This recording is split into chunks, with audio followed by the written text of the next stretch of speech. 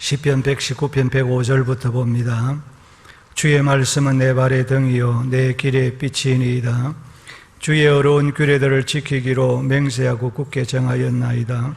나의 고난이 매우 심하오니 여호와여 주의 말씀대로 나를 살아나게 하소서. 여호와여 구하오니 내 입이 드리는 자원 제물로 받으시고 주의 공의를 내게 가르치소서. 나의 생명이 항상 위기에 있사오나 나는 주의 법을 잊지 아니하나이다. 악인들이 나를 해하려고 올무를 놓았사오나 나는 주의 법도들에서 떠나지 아니하였나이다. 주의 증거들로 내가 영원히 나의 기업을 삼았사오니 이는 내 마음의 즐거움이 되매니이다. 내가 주의 율례들을 영원히 행하려고 내 마음을 기울였나이다. 아멘.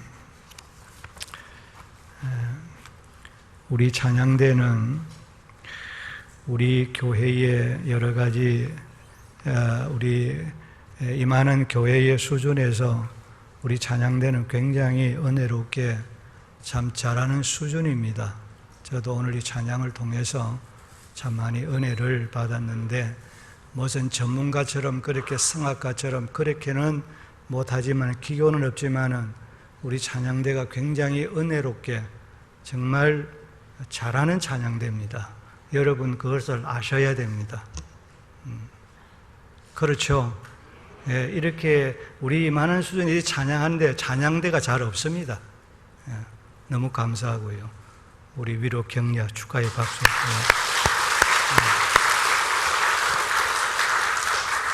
예. 우리 지휘자 감사하고 우리 반주자도 감사하고. 예.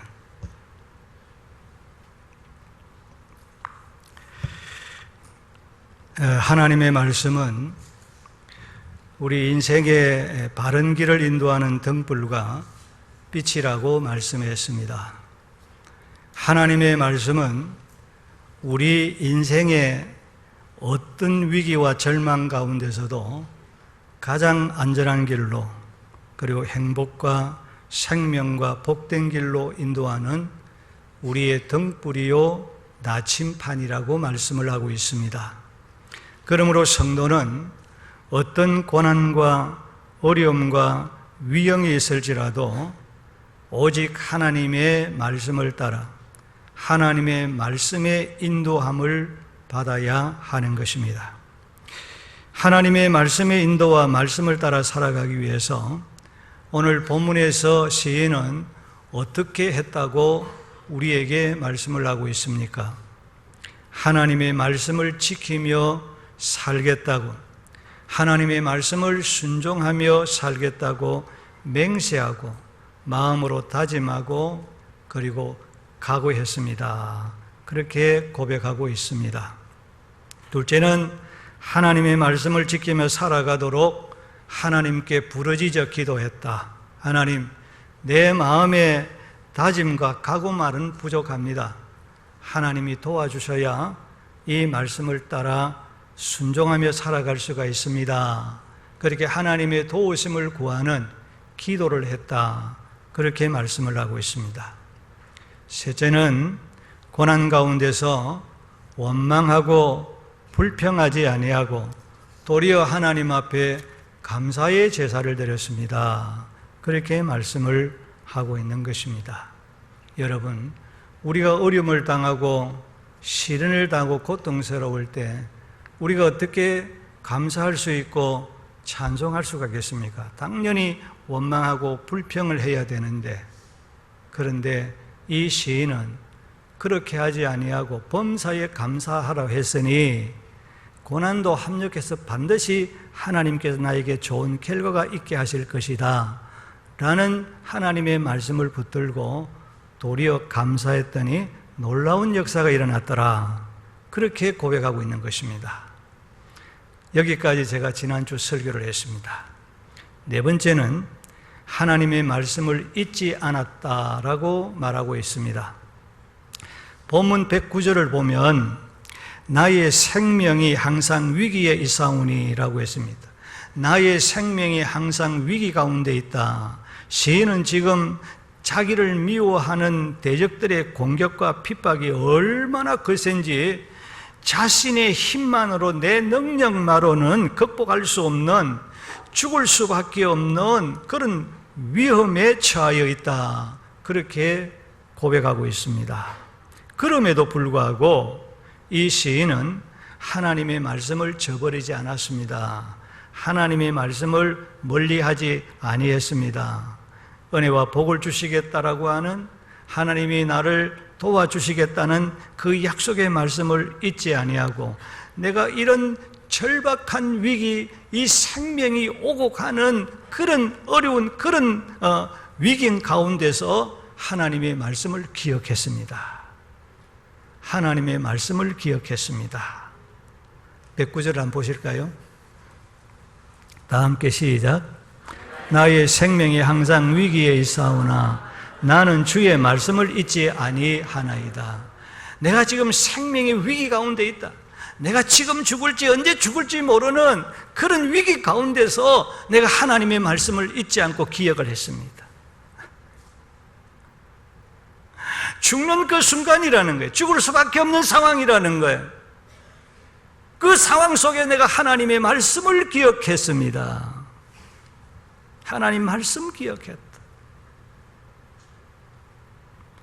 사람들은 대체적으로 심각한 어려움과 위기에 직면하게 되어지면 수단과 방법을 가리지 않고 오직 그 위기를 극복하려고 그 위기를 넘기는 데만 골몰합니다. 그래서 그 위기 앞에서 신앙도 없고 도덕도 없고 윤리도 없고 양심도 없는 그런 행동을 많이 하게 되어지죠. 그래서 그 사람이 고난을 당할 때, 어려움을 당할 때 그 사람의 인격이 드러나고 그 사람의 신앙이 드러나고 그 사람의 본색이 드러나는 거죠. 그러나 시인은 생명을 잃을 수밖에 없는, 죽을 수밖에 없는 그 다급한 위험 가운데 있을 때에 그는 함부로 행동하지 아니했다. 함부로 말하지도 않고 함부로 행동하지도 아니했고, 자기를 살려주시는, 나를 살려줄 수 있는 분은 하나님밖에 없구나, 나를 살려주시는 하나님의 말씀밖에 없구나, 그 살려주시는 하나님의 말씀을 잊지 아니하고 그 말씀을 기억하고 그 말씀을 붙잡고 그 하나님의 말씀을 온전히 의지했습니다. 그렇게 고백합니다. 하나님 말씀 붙들었다는 거예요.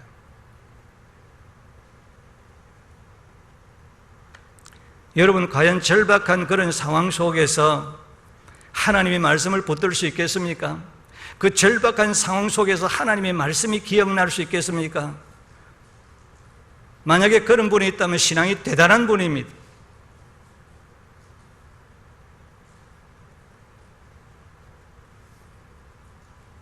왜냐하면 어떤 상황에서도 하나님의 말씀을 기억한다, 하나님의 말씀을 잊지 않고 그 하나님의 말씀을 붙잡는다, 그 하나님의 말씀을 바라본다, 그게 뭘 말하는가요? 내가 하나님의 말씀을 기억한다, 하나님의 말씀을 붙든다, 하나님의 말씀을 의지한다는 것은 내가 하나님을 앙망한다는 거예요. 내가 하나님을 붙잡는다는 거예요. 내가 하나님을 전적 의지한다는 거예요. 하나님께 모든 소망을 둔다는 거예요. 왜 그렇습니까? 말씀이 육신에 오신 분이시기 때문에. 요한복음 1장 1절에 태초에 말씀이 계시니 그 말씀이 곧 하나님이시니라.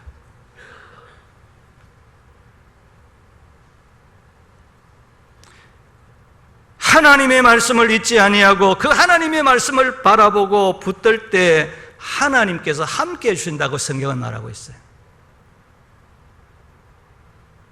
내가 말씀 따라가면 하나님께서 나와 동행해 주실 줄로 믿습니다. 그 소리잖아요. 하나님이 함께 하시니 형통할 수밖에 없지요. 잘 될 수밖에 없지요. 하나님이 요셉과 함께 하시니 감옥에 들어가도 형통했더라. 노예로 팔려가도 형통했더라. 형들이 죽이려고 해도 그 가운데서 형통했더라. 하나님이 함께 하시면 만사가 형통할 줄로 믿습니다.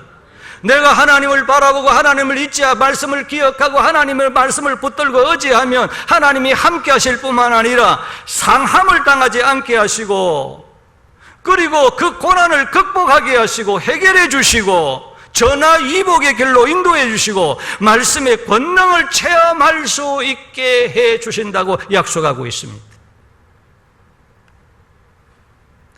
여러분, 베드로는 예수님을 3번 부인한 사람입니다. 예수님, 내가 어떤 일이 있어도 주님 부인하지 않습니다.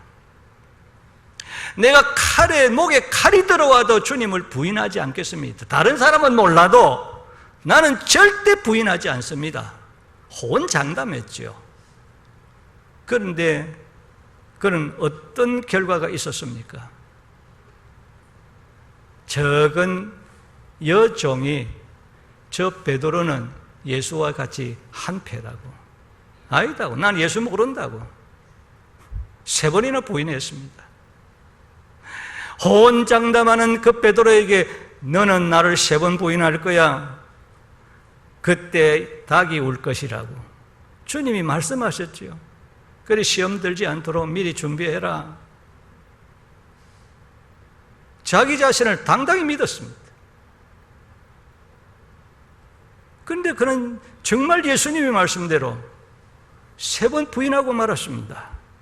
그러자 예수님의 말씀대로 닭이 울었습니다. 성경은 그때 베드로는 예수님의 말씀을 생각하여 예수님의 말씀을 기억했다는 것입니다. 예수님의 말씀을 생각하고 기억하고 달려가서 철저하게 회개해서 그는 예수님의 가장 사랑받는 수제자가 되었습니다. 그러나 가룟 유다는 어떤 사람이었습니까? 예수님과 동일한 제자였습니다. 그는 예수님을 언삼십냥에 팔아먹었던 배반자였습니다. 그런데 그는 하나님의 말씀을 생각하지를 않았습니다. 이미 예수님께서 가룟 유다에게 너는 날 팔자라고 이미 예고까지 했습니다마는 그는 양심의 가책을 받고 그는 자살했다고 했습니다. 우리가 고난 가운데서, 어려운 가운데서 말씀을 생각하는 것하고 말씀을 생각하지 않는 것은 이런 우리의 인생에 큰 차이가 있다.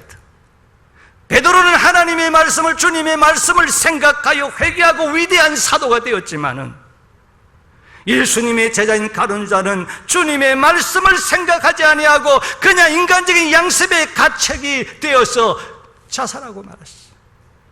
천추의 오명을 남기는. 여러분, 어떤 환경과 어떤 역경 가운데서도 하나님의 말씀을 기억하시고 하나님의 말씀을 생각하시고 하나님의 말씀을 붙드시기를 주의 이름으로 축복합니다. 우리의 인생의 삶이 달라지는, 결과가 달라지는 거예요. 저도 그렇습니다. 말할 수 없는 어려운 시험과 역경, 내가 죽을 수밖에 없는, 자살하고 싶은 그런 환경에 처하였습니다. 그럴 때 말씀을 붙들었습니다. 야고보서의 말씀을 붙들었고 베드로전서의 말씀을 붙들었습니다. 그 말씀이 나를 살려주었습니다. 오늘의 목사 되게 해주셨습니다. 여기까지 오게 해주셨습니다.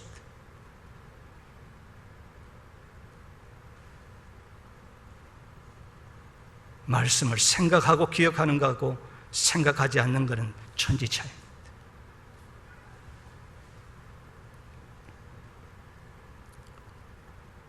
이 시인은 하나님의 말씀을 인생의 등불로 빛으로 삼고 그 말씀을 떠나지 않았다고 했습니다.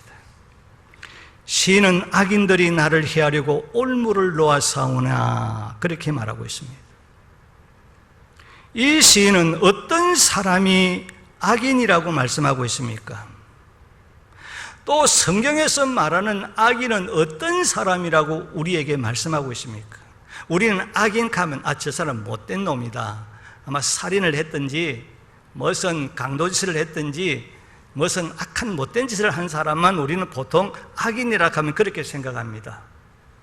그런데 성경에서 말하는 악인은 어떤 사람인지 제가 다음 주일에 성경에서 말하는 악인에 대해서 서론적으로 좀 말씀을 드리려고 합니다.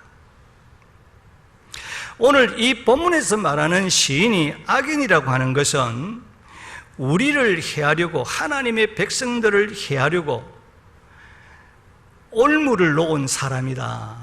하나님의 백성들을 해하려고 올무를 놓은 사람이 악인이라고 말하고 있습니다. 올무라고 하는 것은 우리가 잘 아는 것처럼 사냥꾼이 새나 짐승을 잡기 위해서 놓은 덫이나 올가미를 말하는 것입니다. 악인들이 경건한 믿음의 사람, 믿음으로 살려고 하는 경건한 사람, 시인을 죽이려고 함정을 파놓고 있다는 것입니다. 그렇습니다. 악인들은 자신들의 목적을 달성하기 위해서 자신의 뜻을 맞는 사람들끼리 모여서 공모를 하고 수법을 가리지 아니하고 함정을 판다라고 말하고 있습니다. 이것은 마귀의 수법이기 때문에 악인들의 배후에는 반드시 마귀가 있습니다. 악인들은 마귀가 마귀에게 사로잡힌 사람입니다. 그러므로 누구든지 마귀에게 유혹받고 마귀에게 사로잡히면 별 수 없이 불의한 병기가 된다는 것을 꼭 기억해야 할 것입니다.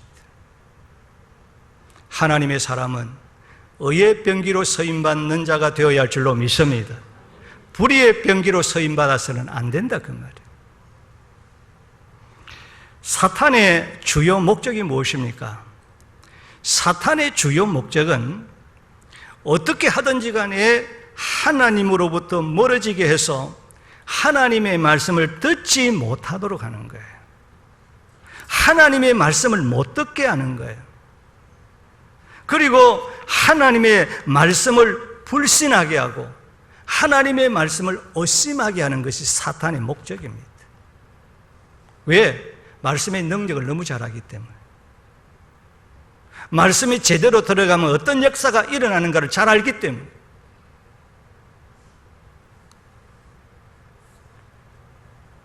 목사는 이 강단에 서서 하나님의 말씀을 전하는 사람이지 인간의 말을 전하는 사람 아닙니다.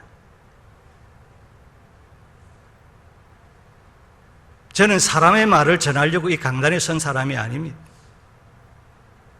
어떻게 하든지 이 말씀 속에서 하나님이 의도하는 하나님의 뜻이 무언가를 어떻게 하든 여러분들에게 쉽게 말씀을 풀이해서 전하려고 하는, 그래서 설교도 하나님의 말씀이라고 말하고 있습니다.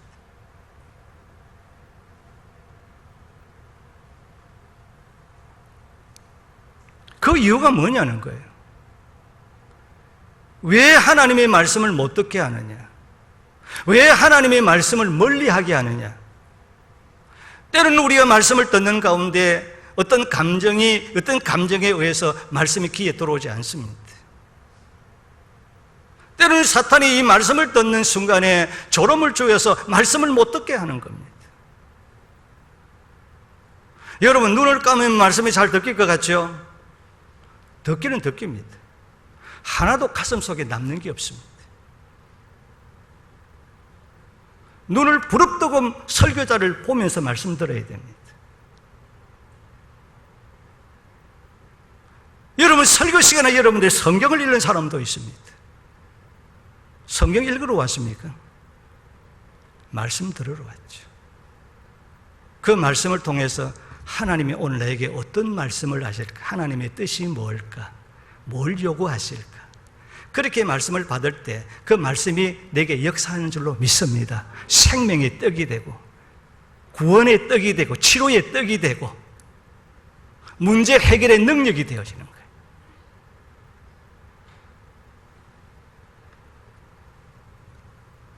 왜 사탄이 하나님의 말씀을 멀리하게 하고 하나님의 말씀을 듣지 못하게 할까요? 마귀는 수단과 방법을 가리지 않습니다. 그 사람의 약점을 가지고 들어옵니다. 시편 73편 27절을 보면 무릇 주를 멀리하는 자는 망하리니 엄녀와 같이 주를 떠난 자는 주께서 다 멸하시겠다. 여러분, 우리가 하나님의 말씀을 멀리하고 하나님을 멀리하면 망한다고 했습니다. 그냥 망하는 것이 아니라 하나님께서 내가 망하게 하겠다, 하나님께서 내가 제거하겠다, 그 사람 내가 제거한다는 거예요. 무슨 말이잖아요.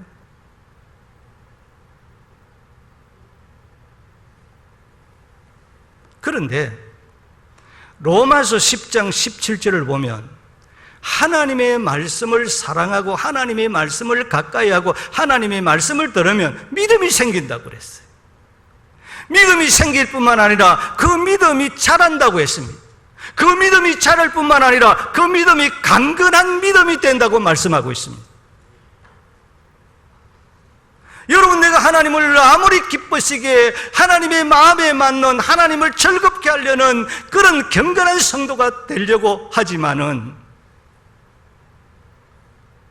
내가 말씀을 듣지 않는데, 내가 어떻게 말씀 듣지 않고 말씀을 멀리 하는데 어떻게 하나님을 기쁘시게 할 수 있는 믿음의 사람이 될 수 있을까요?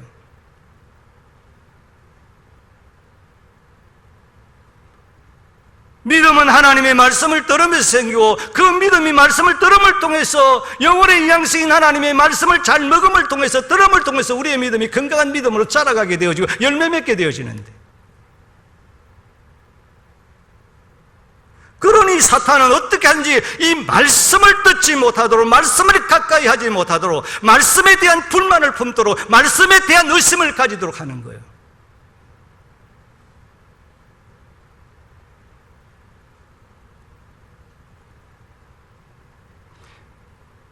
여러분, 우리가 하나님의 말씀을 멀리하면, 하나님의 말씀을 불신하면 자연스럽게 내 믿음이 떨어지고, 내 믿음은 날마다 성장하고 발전해야 되는데 발전은 그냥 닿고 뒤로 물러서 가고, 믿음에서 떠나마는 근심으로 인하여 내 영도 죽고 내 육도 죽는다라고 말씀하고 있는 것입니다. 사탄은 이 목표를 달성하기 위해서 때로는 거짓으로, 공갈 협박으로, 핍박으로, 생명의 위협으로 강교한 온갖 모함과 쾌락과 술책 등을 다 동원하는 것입니다. 악인들이 죽이려고 함정을 파놓고 기다리고 있는 다급한 그 상황에서 시인이 한 일이 무엇입니까? 나는 주의 법도들에서, 나는 하나님의 말씀에서 떠나지 아니하였나이다. 나는 하나님의 말씀에서 떠나지 아니했습니다. 따라합시다. 나는 하나님의 말씀에서 떠나지 아니하였습니다.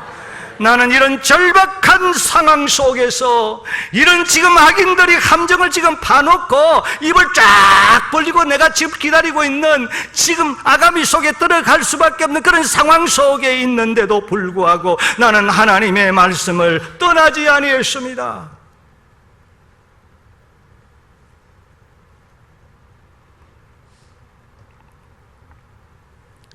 악인들이 함정을 파놓고 있는 절박한 위기 가운데서 이 시인은 등과 빛이 되신 하나님의 말씀을 붙들고 놓지 아니했다는 겁니다.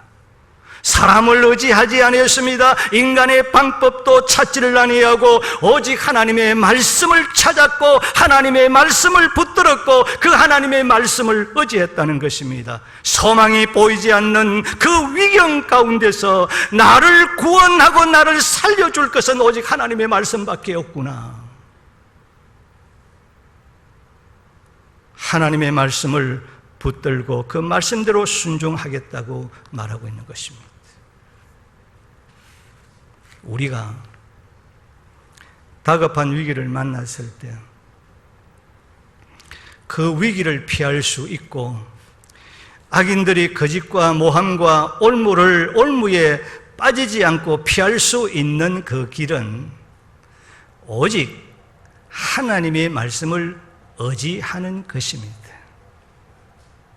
하나님의 말씀을 의지하는 것입니다. 어느 정도로? 미련스러울 정도로 하나님의 말씀대로 순종하는 것입니다. 아니, 집사님, 지금 어느 때인데 그 일을 할 때입니까? 지금 어느 때인데 지금 기도만 할 때입니까? 지금 어느 때인데 전도할 때입니까? 그렇게 사람들이 볼 때에 그렇게 어리석게 미련스럽게 보일 정도로 하나님의 말씀을 붙들고 하나님의 말씀대로 살려고 힘써야 된다는 거예요. 사람의 방법, 인간의 방법을 찾기 전에. 그게 하나님의 백성들이 하는 일이에요.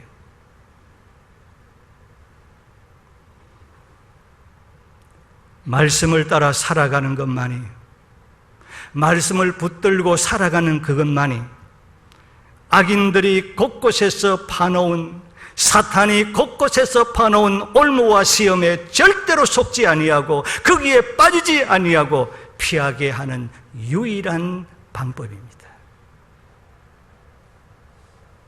그러므로 고난의 위기를 만났을 때에, 우리가 어떤 위험을 만났을 때에 인간적인 모든 것 다 내려놓으시고 오직 인생의 참된 안내자가 되시는 하나님의 말씀으로 돌아서기를 주의 이름으로 축복합니다. 하나님의 말씀으로 돌아서야 되고 진리의 말씀을 굳게 붙들고 그 말씀을 전적 의지하며 따라가야 하는 것입니다. 이것이 어리석게 보이고 이것이 바보처럼 보이나 이것이 가장 지혜로운 길이요, 이것이 더디고 깝깝하게 보이지만은 하나님의 말씀을 붙들고 살아가는 것이 가장 빠른 지름길이요, 이것이 위토롭게 보이나 그 길이 가장 안전한 길이라는 이 사실을 우리는 잊어서는 아니 될 것입니다. 마지막 여섯째는 하나님의 말씀을 영원히 나의 기업으로 삼았다라고 했습니다.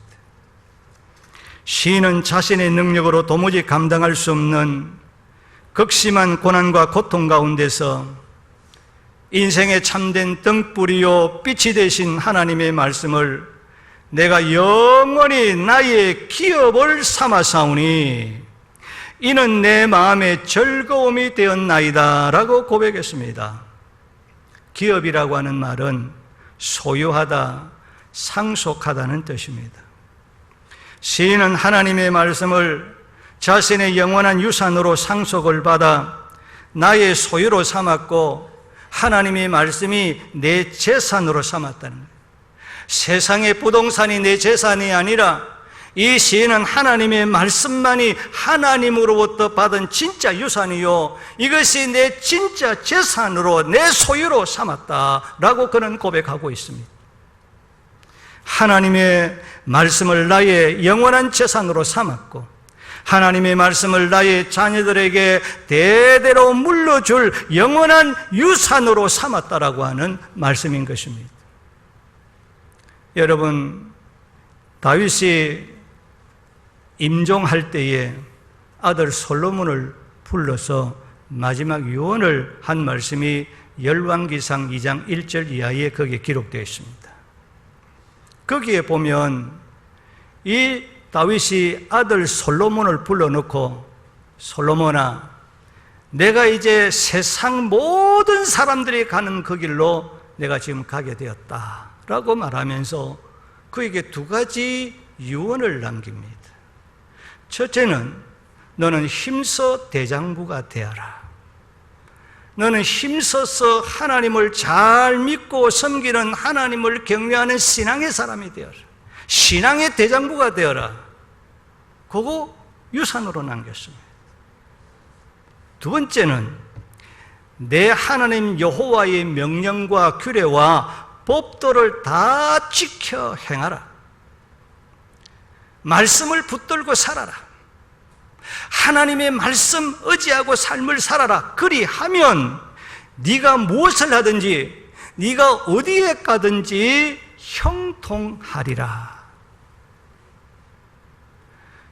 다윗은 왕이었습니다. 많은 세상적인 재물과 그는 부귀영화를 누렸던 사람입니다. 다윗은 자기 아들에게 세상의 것을 재산으로 유산으로 그에게 물려주지 아니하고 하나님은 잘 믿으라고 하는 신앙을, 하나님을 경외하는 신앙을 유산으로 물려주었고 하나님의 말씀을 신앙의 유산으로 남겨주었습니다.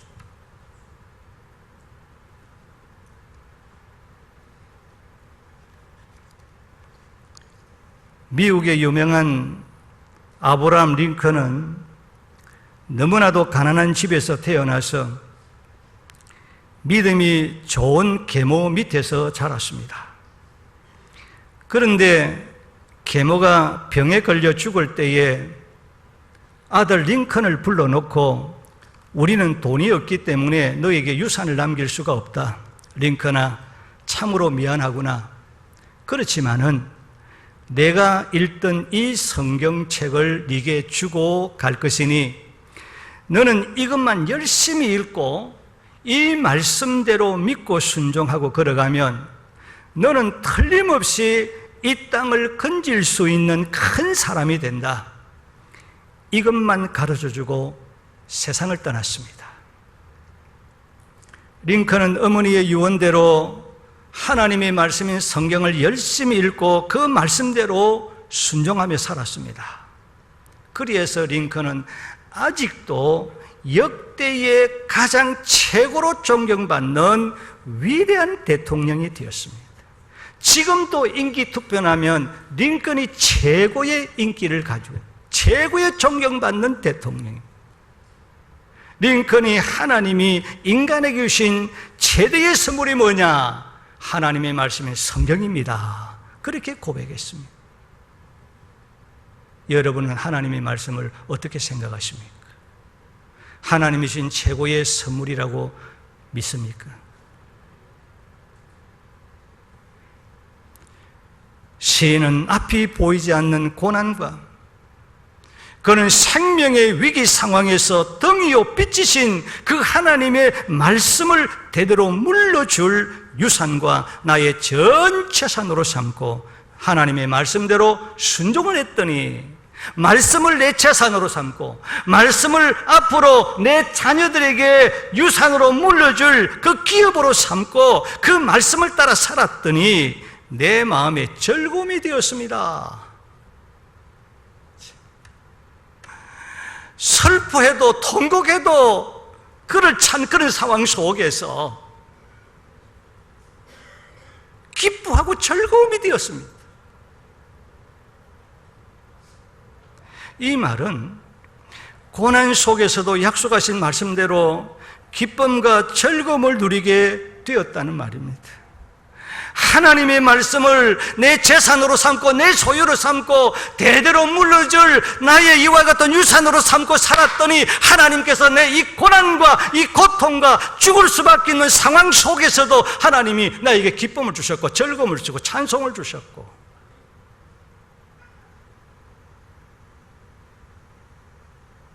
이게 하나님이 말씀해 주신 놀라운 능력이에요.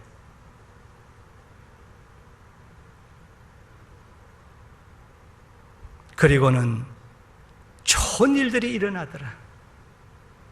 내가 기뻐하고 감사할 수 있는, 그렇게 했더니 그 고난 속에서도 기뻐하고 더 감사할 수 있는 좋은 일들이 일어나더라. 그렇게 고백하고 있는 거예요. 그러므로 시인은 내가 주의 율례들을 내가 영원히 행하려고, 그래서 이 하나님의 말씀을 영원히 지키고 영원토록 끝까지 그 하나님의 말씀을 따라 살려고 내 마음을 기울였습니다. 말씀에 기울였다. 사람이 어려운 고난을 당하게 되고 어려움을 당하게 되면 그것에 마음에 기울이게 되어지지 하나님의 말씀에 마음을 기울이고 관심이 갑니까?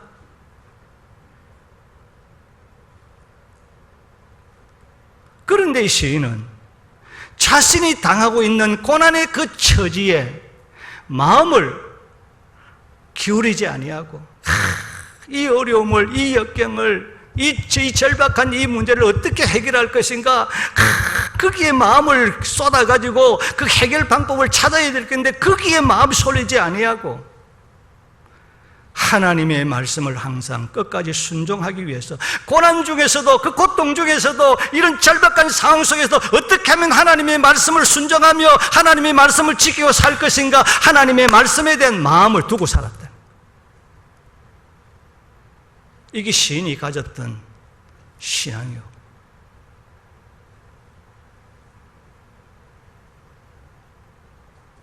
등과 빛이신 하나님의 말씀에 순종하기 위해서 하나님의 말씀만 생각하고 하나님의 말씀만 생각하고 하나님의 말씀을 기억하고 그리고 그 말씀을 선택하고 그 말씀을 의지하고 살며 살았다는 말이에요.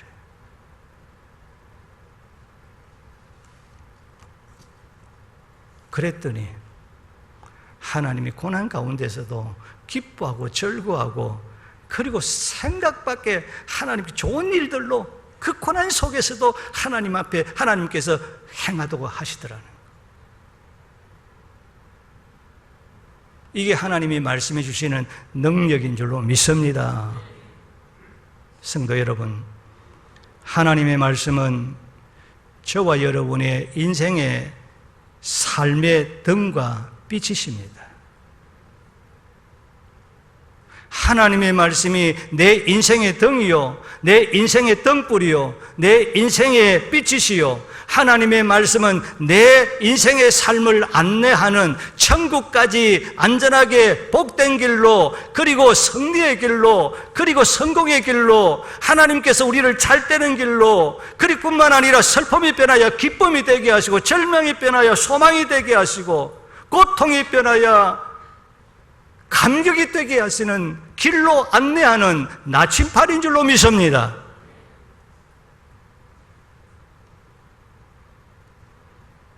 하나님의 말씀은 어떤 위기와 절망 가운데서도 우리의 인생을 안전하게 바르게 생명과 복된 길로 안내하는 등대요, 나의 빛이 되는 것입니다. 그러므로 우리는 어떤 환난과 고난과 위경 가운데서도 오늘 이 코로나19 바이러스라고 하는 이런 전염병을 통한 이런 어려운 이런 여건 속에서 먼저 하나님의 말씀대로 지키며 살겠다고 결심하시고 각오하시기를 주의 이름으로 축복합니다. 말씀대로 부르짖어 기도하시기를 바랍니다. 하나님의 말씀을 항상 기억하고 묵상하시기를 바랍니다. 하나님의 말씀을 멀리하지 아니하고 이전보다 더 하나님의 말씀을 가까이 하시기를 주의 이름으로 축복합니다. 하나님의 말씀을 영원한 나의 기업으로 삼고 하나님의 말씀이 내 재산으로 삼고 하나님의 말씀을 내 자녀들에게 유산으로 남길 수 있는 유산으로 삼고 삶을 살아가시기를 주의 이름으로 축복합니다. 그럼 여러분의 삶 속에 오늘의 이런 어려운 이런 상황 속에서 뒤죽박죽된 오늘 이런 상황 속에서 하나님이 기뻐하고 좋은 일들로 하나님께서 우리의 삶 속에 일어나도록 주님이 역사해 주실 줄로 믿습니다. 그래야 할 때 말씀대로 반드시 기도의 응답을 받고 말씀대로 여러분의 고난을 이기고 말씀대로 하나님의 선하심을 맛보면서 아름다운 삶을 살아가는 하나님의 백성들이 되어질 것입니다. 말씀해 주시는 능력을 늘 체험하시고 하나님의 말씀을 사랑하는 말씀 중심으로 삶을 살아가는 우리 모든 성도들이 되기를 주의 이름으로 축복합니다.